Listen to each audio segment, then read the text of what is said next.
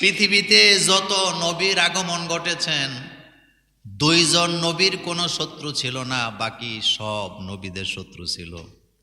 এক নম্বরে হযরত আদম আলাইহিস সালামের কোনো শত্রু দুনিয়াতে নাই, কারণ তিনি তো আদি পিতা, তার আগেও কেউ নাই। তারপরে যারা ছিল তারা হলো তার সন্তান। আদম আলাইহিস সালামের কোনো শত্রু দুনিয়াতে ছিল না। কথা কি বুঝতেছেন? বলেন, কার বিপদ ছিল, কার শত্রু ছিল না? আদম আলাইহিস সালামের কোনো শত্রু ছিল না। দুই নাম্বার, হযরতে সুলাইমান নবীর কোনো শত্রু ছিল না। এছাড়া পৃথিবীতে যত নবী, যত রাসূলের আগমন ঘটছে, সবার শত্রু ছিল। একজন নবীও বিপদমুক্ত ছিলেন না। আশ্চর্য হবেন আপনারা, সাধারণ মানুষ জেল খাটলে অনেকে বলে আমি বিপদ আপদে নাই, আমি নর্মালভাবে কোনো রকমে জানটা বাঁচায় চলতে চাই। অথচ এই পৃথিবীতে সাধারণ মানুষ তো দূরের কথা, নবীদের মধ্যে অনেক নবীরা আল্লাহর জন্য জীবন দিছে। যেরকম সুবহানাল্লাহ, ওয়ায়াকতুলুনান নাবিয়্যিনা বিগাইরি হক। অসংখ্য নবীরা জীবন দিছে। সুবহানাল্লাহ, নবীরা জীবন দিছে। বলেন, কারা জীবন দিছে? নবীরা জীবন দিছে। কষ্টের কথা বলি, আমার কলেজার ভাইয়েরা, আমার রক্তের দাম রাসূলুল্লাহ রক্তের চেয়ে বেশি হতে পারে না, অথচ রাসূলুল্লাহ রক্ত দিছে তায়েফে। আমার দাঁতের দাম রাসূলুল্লাহর দাঁতের দামের চেয়ে বেশি হতে পারে না, অথচ রাসূলুল্লাহ উহুদের জমিনে দান শহীদ করেছেন। আমার শরীরের দাম কি রাসূলুল্লাহ শরীরের চেয়ে বেশি? আমার দাঁতের দাম কি রাসূলুল্লাহ দাঁতের চেয়ে বেশি?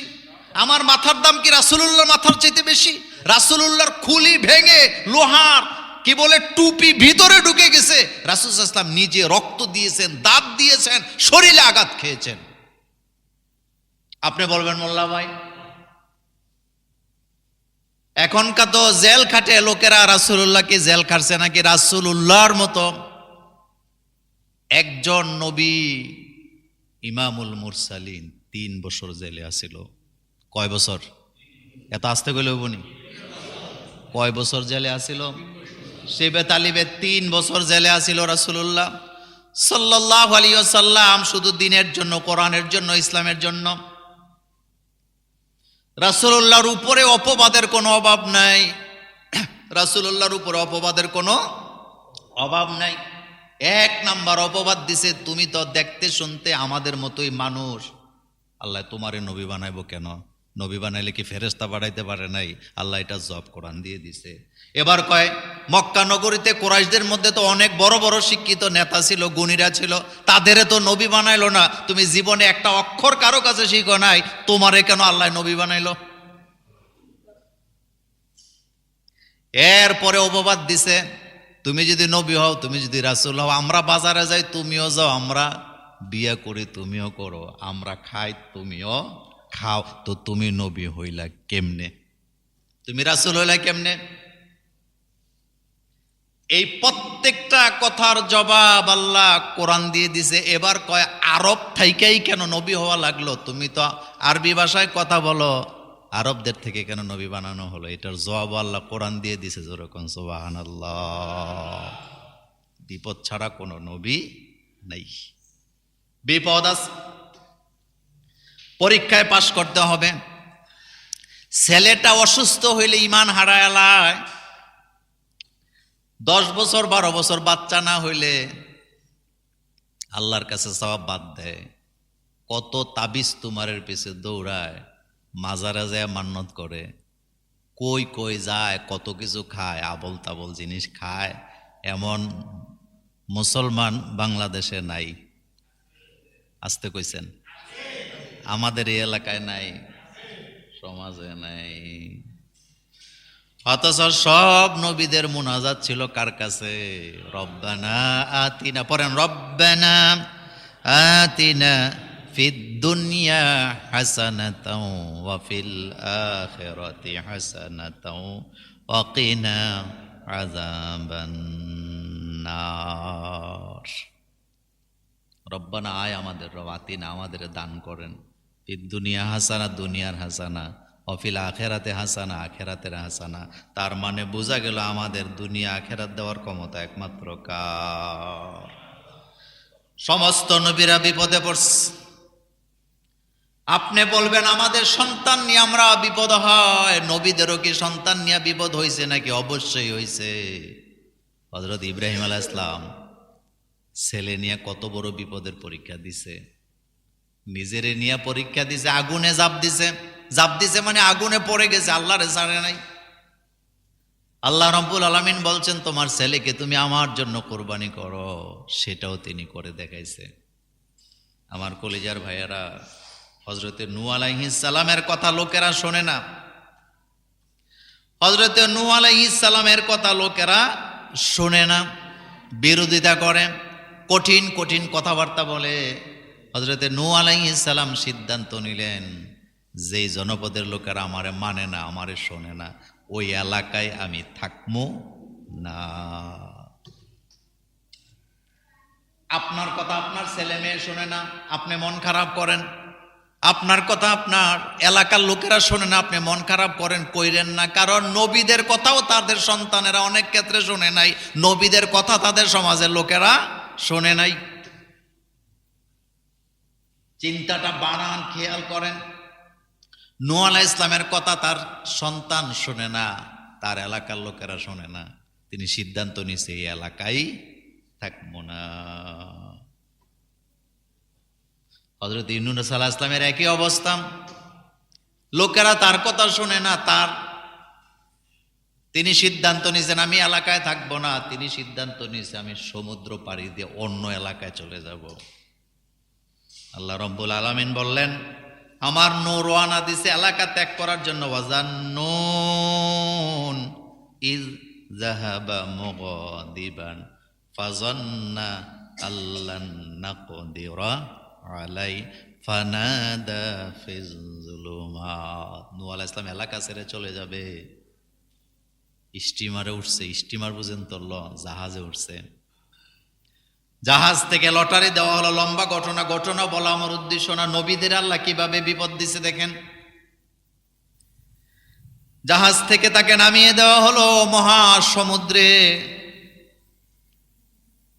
রাতের বেলা মহাসমুদ্রে তিনি পড়ে গেলেন। পড়ার সাথে সাথে একটা বড় মাছ এসে তাকে গিলে ফেলছে। ওই মাছটার আবার আরেকটা মাছে গিলে ফেলছে। রাত অন্ধকার, মাছের পেট অন্ধকার। আল্লাহ রাব্বুল আলামিন নিজেই বলছেন ফানাদা ফিজ যুলুমাত, অন্ধকারের ভিতর থেকে আমার ইউনূস আমারে ডাক দিছে, আল্লাহ ইলাহা ইল্লা আনতা সুবহানাকা ইন্নী কুনতু মিনাজ জালিমিন। আল্লাহ তুমি ছাড়া কোনো মাবুদ নাই, ইলা নাই। আল্লাহ তুমি ছাড়া আমার কেউ নাই। রাতের বেলা মাছের পেটে মহাসমুদ্রে, আমি দুনিয়ার কেউ আমাকে দেখে না, আমাকে শোনে না, তুমি ছাড়া আমার বাঁচাই না কেউ নেই। আল্লাহ পাক বলেন আমি আমার ইউনূসের ডাক শুনলাম, মাছের পেটের ভিতরে বেদনা তৈরি করলাম, মাছ কিনারায় চলে গেল, বমি করে আমার ইউনূসকে বের করে ফেলে দিল, হজম করার ক্ষমতা নেই। আমরা যারা এই মুহূর্তে মসজিদে বসে আছি জুমার দিন, আজকে বাড়িতে ঘুমের আগে এশার নামাজের পরে ঘুমাইতে যখন যাবেন, চিন্তা করবেন কত বিপদ থেকে জীবনে আল্লাহ আপনারে বাঁচাইছিল। বাঁচাইছেনি? কোন বাঁচাইছেনি? হিসাব করবেন, করেন না, দেখা বুঝেন না। জীবনে যখন থেকে বুঝতে শিখছেন সেদিন থেকে আজকে পর্যন্ত হিসাব করলে দেখবেন ডর্জন খানেকের উপরে সময় পাবেন এমন বিপদে পড়ছিলেন, আপনার মাথায় কাজ করে নাই কিভাবে বিপদ থেকে উদ্ধার হবেন। অথচ সেই বিপদ থেকেও সহজে আপনাকে আমাকে উদ্ধার করে তিনি কে? হযরত আইয়ুব আলাইহিস সালামের অবস্থা আরো ভয়াবহ। পুরা শরীর বলেন কি খেয়েছে? পচন ধরে গেছে, শরীরের মধ্যে পোকা। শয়তান আইসা এই পচনের জায়গার মধ্যে দুর্গন্ধ ছড়াইছে। কে ছড়াইছে? শয়তান আইসা ছড়াইছে। তার পরিবারের লোকেরা তারে ত্যাগ করছে।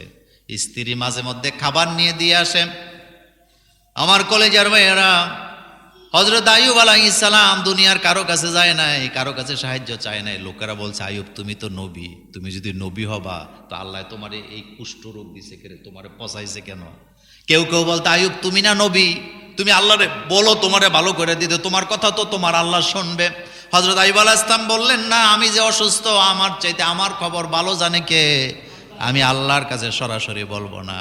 দেখেন কথার মধ্যে কি কায়দা। আল্লাহ রাব্বুল আলামিন বলেন, আইয়ুবা ইয নাদা রাব্বাহু আন্নী মাসসানিয়াদ দুররু ওয়া আনতা আরহামুর রাহিমিন। আইয়ুব আলাইহিস সালামকে, আল্লাহ আমি অসুস্থ কিন্তু তুমি তো আমার রব। সুবহানাল্লাহ কোন, আরো জোরে কোন সুবহানাল্লাহ। আন্নী মাসসানিয়াদ দুররু, আল্লাহ আমি অসুস্থ, আমার অসুস্থর খবর তোমার চেয়ে বেশি কেউ জানে না। আনতা আরহামুর রাহিমিন, তুমি তো রহমান। আল্লাহু আকবার। এই কথা বলে নাই যে আল্লাহ তুমি আমারে সুস্থ করে দাও, একবারও বলে নাই। এ কথা বলে নাই যে আল্লাহ আমি তো নবী, তুমি আমারে পছন্দ রায় দিলা, অসুস্থতা দিলা কেন, বলে না। আল্লাহ তুমি তো রহমান, আমি অসুস্থ। আল্লাহ পাক বলে, আমার আইয়ুবের কথাটা আমার পছন্দ হয়েছে। ফাস্তাজাবনা লাহু ফাকাশাফনা মা বিহি মিন দুররিন ওয়া আতাইনাহু আহলাহু ওয়া মিসলাহুম। আল্লাহ পাক বলেন, আমার আইয়ুবের কথা আমি শুনলাম, আমি তার অসুস্থতাকে দূর করে দিলাম। বিপদ কে দেয়? জোরে বলবেন। আবার বিপদ থেকে মুক্ত করে কে? আপনার ফসলের জমি ফসলে নষ্ট হয়েছে, বিপদে পড়ছেন, টেনশনের কারণ নাই, ধৈর্য ধরেন, আল্লাহ আপনারে দিবে। ছেলে অসুস্থ, মেয়ে অসুস্থ, ধৈর্য ধরেন। ছেলে মেয়ে নাই, কারো কাছে চাওয়ার দরকার নাই, আল্লাহর কাছে চান। আল্লাহ পাক বলেন, আমি আমার বান্দাকে মুক্ত করে দেব। যেরকম সুবহানাল্লাহ। হযরতে জাকারিয়া আলাইহিস সালাম বিপদে পড়লেন, আল্লাহ পাক বললেন, ও জাকারিয়া ইয নাদা রাব্বাহু রব্বি লা তাযারনি ফারদা। দেখেন জাকারিয়া নবীর সন্তান নাই, বলেন কি নাই? আরো জোরে বলেন কি নাই? সন্তান নাই। একজন নবী, নবীর সন্তান নাই, কিন্তু সন্তান চায় না, ডাইরেক্ট চায় না। কি বলতেছে? রব্বি লা তাযারনি ফারদা, আল্লাহ আপনি আমার একা ছাইরেন না। আল্লাহু আকবার কোন। মানে খেয়াল করেন হিকমত, আল্লাহ তুমি আমার একা ছাইরো না। দেখবেন আমাদের মুরব্বীরা কয় বিয়া কর নাইলে বংশ রক্ষা করবি কেমনে।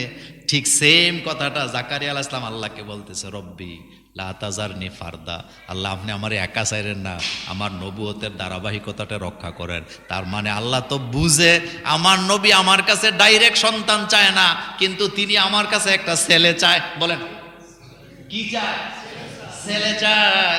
আল্লাহ পাক বলেন, আমি আমার জাকারিয়ার কথা শুনলাম, আমি তাকে সন্তান দান করে দিলাম।